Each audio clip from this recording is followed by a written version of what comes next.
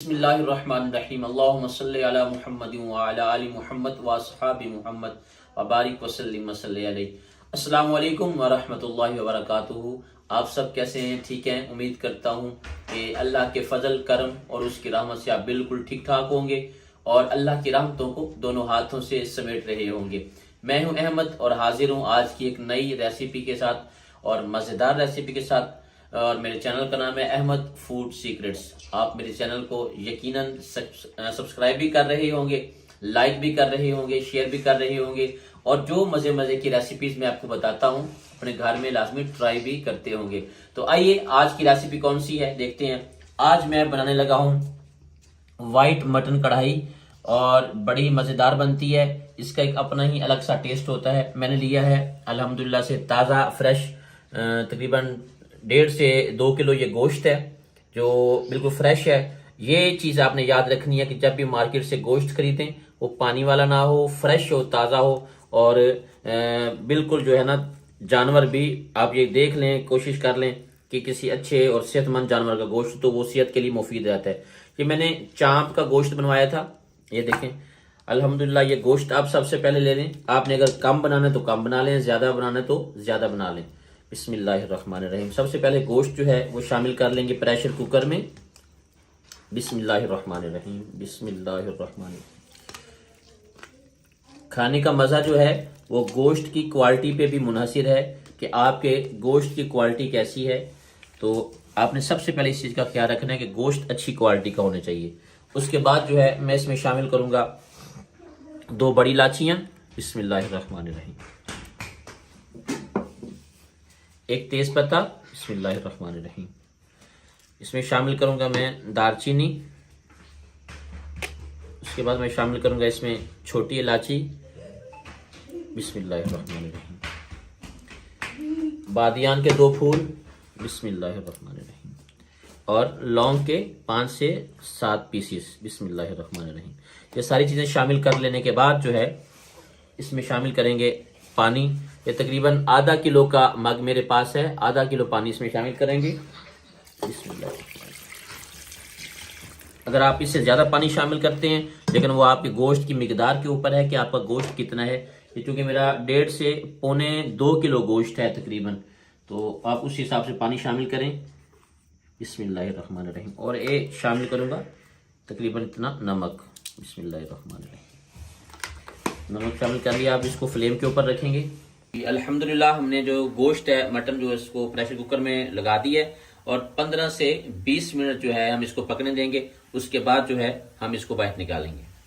ये बिस्मिल्लाहिर्रहमानिर्रहीम। हमारा जो गोश्त है मटन बिल्कुल तैयार हो चुका है। ये देखें अल्हम्दुलिल्लाह ये बिल्कुल रेडी है। अब जो है हम इसकी यखनी निकाल लेते हैं और बाकी जो है मिसाला फिर तैयार करते हैं।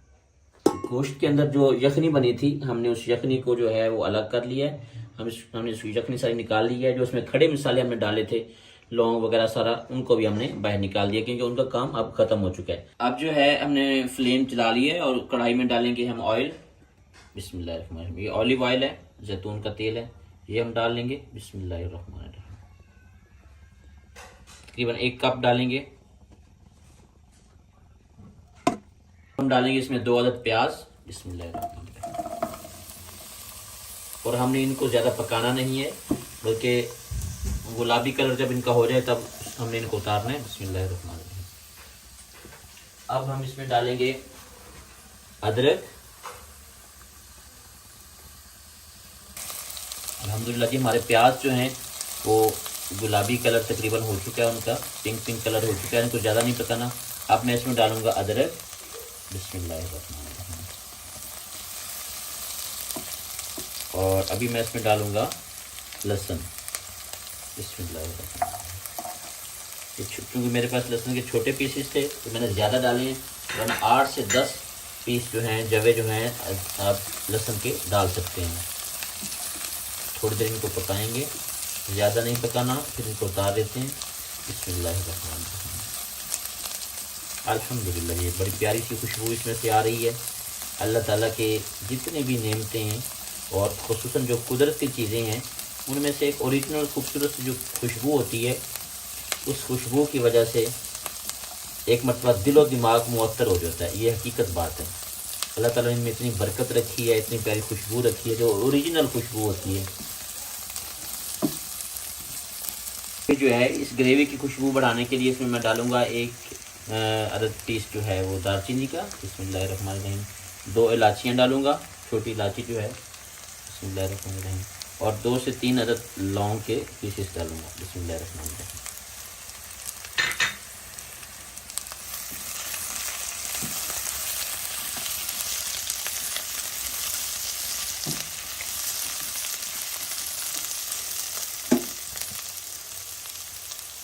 अब हम इसको उतार लेते हैं। प्याज हमारे जो हैं वो ब्राउन हो चुके हैं, तो अब इसको उतार के इसको ठंडा कर लेंगे। उसके बाद जो है हम इसको ग्राइंडर में ग्राइंड कर लेंगे। जी ये देखें, अल्हम्दुलिल्लाह हमने जो है अपने सारे मसालों को ब्लेंडर में डाल के ब्लेंड कर लिया है अच्छी तरह से। अब हम इसको ठंडा होने के बाद जब दोबारा थोड़ी सी देर इसको पकाएंगे, ताकि इसमें से जो स्मेल वगैरह है हर चीज़ की, खसूसन लहसुन की जो है वो ख़त्म हो जाए। बाकी तो अल्हम्दुलिल्लाह इससे बड़ी ही प्यारी सी खुशबू आ रही है। तो इसको थोड़ी देर पकने देंगे। जी अल्हम्दुलिल्लाह हमारी ग्रेवी जो है तकरीबन तैयार हो चुकी है। अब मैं इसमें डालूंगा ज़ीरा 1 चम्मच, बिस्मिल्लाहिर्रहमानिर्रहीम। अब शामिल करूंगा इसमें ब्लैक पेपर 1 चम्मच, बिस्मिल्लाहिर्रहमानिर्रहीम। अब इसमें मैं शामिल करूंगा वाइट पेपर, बिस्मिल्लाहिर्रहमानिर्रहीम।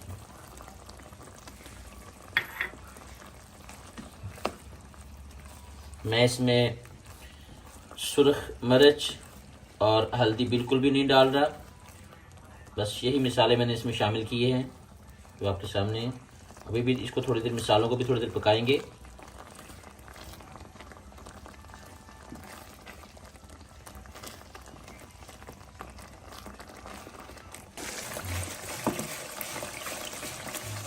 अल्हम्दुलिल्लाह जी हमारी ग्रेवी तैयार हो चुकी है।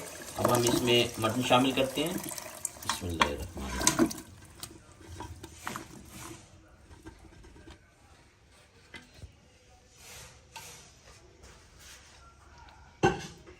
बिस्मिल्लाहिर्रहमानिर्रहीम। अब हम इसको पकाएंगे गोश्त को अच्छी तरह से।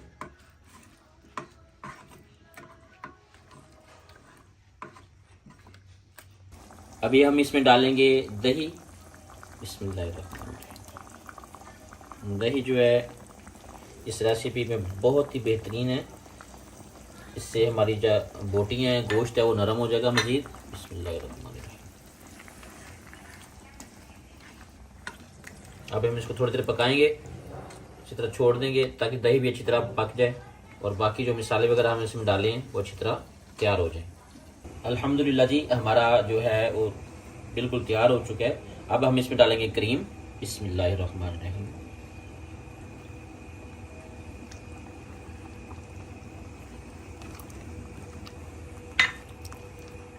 अब क्रीम को भी है हम थोड़ी देर जो है पकाएंगे, 5 से 7 मिनट के लिए। ये देखें जी अल्हम्दुलिल्लाह बिल्कुल रेडी हो चुके हैं। थोड़ी देर बस क्रीम को पकने देते हैं। क्रीम जब अच्छी तरह पक जाएगी फिर हम इसको फाइनल लुक देंगे और उतार लेंगे। 4 अदद हरी मिर्च, आपने इनको पहले छुरी के साथ छील के चेक कर लेना है कि इनके अंदर कोई कीड़ा वगैरह ना लगा हो या अंदर से ये बाज़ औक़ात ब्लैक होती हैं, ख़राब हुई होती हैं, ये भी आप चेक कर लें। अल्हम्दुलिल्लाह जी अल्लाह के फजल से हमारी आज की रेसिपी मुकम्मल तैयार हो चुकी है। ये देखें वाइट मटन हांडी हमारी बिल्कुल रेडी है। अब जो है हम इसको फाइनल लुक देके मेहमानों के आगे सर्व करते हैं। सब्सक्राइब करना, लाइक करना, कमेंट करना ना भूलिएगा।